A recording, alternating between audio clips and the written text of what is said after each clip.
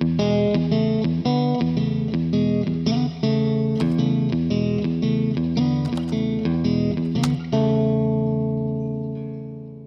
are you doing? My name's Don Bisson, and I had the fortunate or unfortunate experience of having gone to Saudi Arabia during Desert Storm. And it's kind of a strange story. I retired in '87 after 20 years in the Army. And then in 1991, I found myself as a Sikorsky rep at Fort Hood, Texas, supporting the 1st Cav. They decided after the declaration that we would be going over there, that they would send a contingent of 9 Black Hawks and a number of Apaches over there. Subsequently, they needed a Sikorsky rep to support them, and I volunteered to go without hesitation. And so we left around Thanksgiving time and ended up landing in Dhahran at 2 o'clock in the morning. It was dry and hot, about 122 degrees when we landed, which took our breath away. That was just the beginning. From there, we moved south into the middle of the desert in a place called Uriah.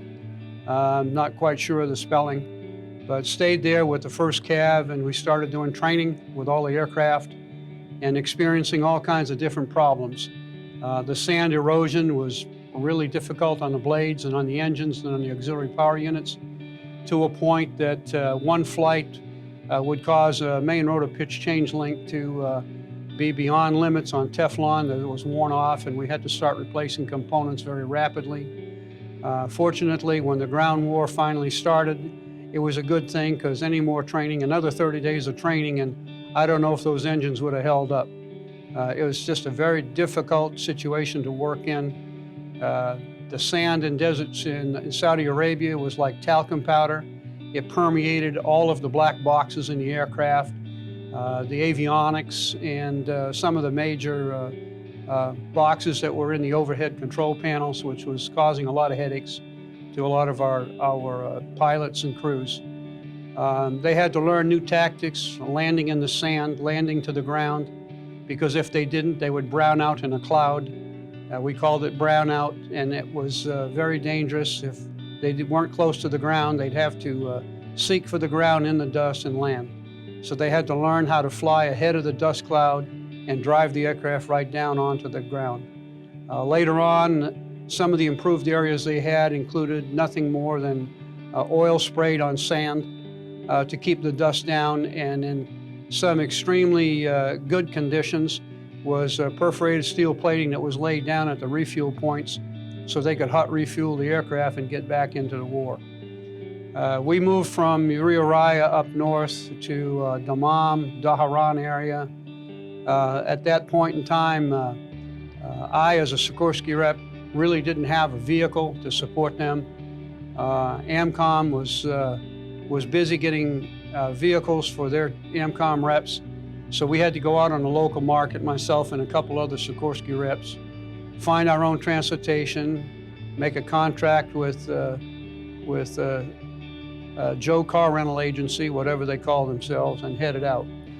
Over a period of time, we went from that location to Tapline Road when the ground war started, and we were operating out of Hafar al-Batin with a lot of the 101st Division.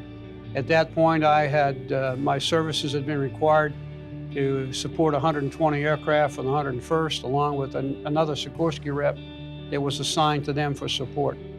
So all in all, supported around 145 aircraft, and running from one site to another, from one battalion to another, driving across the deserts, on up to Rafah, and further up northwest on Tapline Road to a city called RR.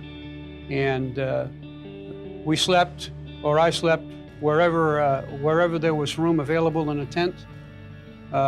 Carried MREs and water, and in some cases personal protection, because I was on my own, traveling from site to site. Even carried an extra 5-gallon jerry can strapped to the spare tire on the back of it in case I ran out of gas. So it's just what it was. You know, you did what you had to do to support them. At one point, we were able to move into KKMC for a few nights in order to get rest in it was a compound there that had some buildings with Americans in it. And we got to actually sleep in a clean bed and very few hot meals. And one day I left there to head back down Tapline Road. About 2 hours later,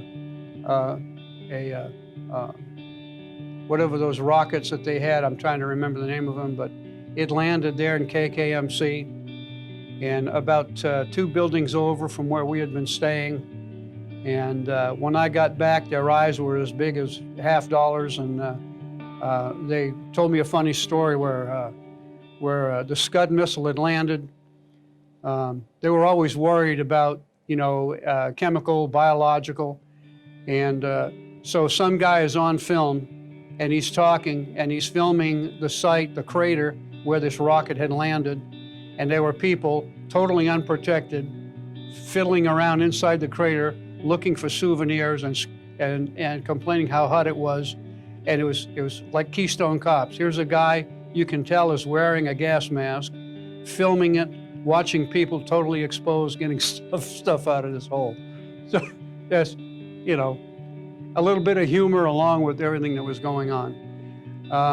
When the ground war finally lit off, we were actually held up on Tapline Road as hundreds and hundreds and hundreds of armored vehicles were crossing into Iraq and breaching the border where they had built up sand berms, filling out oil pits where the Iraqis had thrown oil and stuff, thinking that they could just stop us at the oil pit and gun us down with a Republican Guard. But the Army was extremely efficient. They launched the Apaches. They went in, they neutralized the radar sites, and from then on it was straight out getting to all of them. They thought we were going to come into Baghdad through. They thought we were going to come in through the coast on Kuwait. And I know the Navy was making a lot of noise out there, sounding like we were coming to shore. But we ended up coming in the backside of Kuwait from the Baghdad side and surprised them. And finally, it took 3 days for them to give up. The sad part of this whole thing is the day after the ground war ended, I found myself, I drove all the way up to Kuwait with another Sikorsky tech rep, and the carnage was unbelievable. Every building was raped of all its precious content. They had a lot of gold markets there, and of course that was all stripped out. New car lots were sitting there with brand new cars sitting on the ground where the Iraqis had taken tires and wheels, because if you looked at the equipment that they had to fight us, they had old Russian equipment and with bald or dry rotted tires on them. And so they were taking everything that they could that was of any use to them. Ended up going through Basra. Right after all of that had happened, the carnage in Basra, it was still smoking. And the vehicles that they used to leave Kuwait was anything that could run. And there was all kinds of AK-47 rifles were sitting there, all burned up and charred. And fortunately, when I went through, they had already recovered all of the human remains, so we didn't have to deal with that. The hardest part for me was having been called up to go to accident sites to help the accident team do evaluations. And in some cases, it's not something I want to speak about, but it was unfortunate for a lot of those people. I went to the one site where the first female Chinook pilot was killed when their aircraft ran into a high-tension tower. And you can imagine when aircraft blades hit a tower, what's going to happen after that. It was a total chaos and nothing but charred remains on the ground.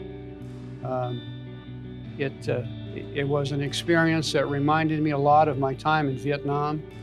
And when one of my original aircraft that I had supported when I was active came back from Iraq, it had been blown up with an RPG, It was coming back. It had 9 body bags on board and a crew of 4, and they got disoriented, headed the wrong direction, were hit by an RPG. And when the aircraft came back, all of those repressed memories from Vietnam started coming back. And after 6 months over there, I decided it was time for me to come back home.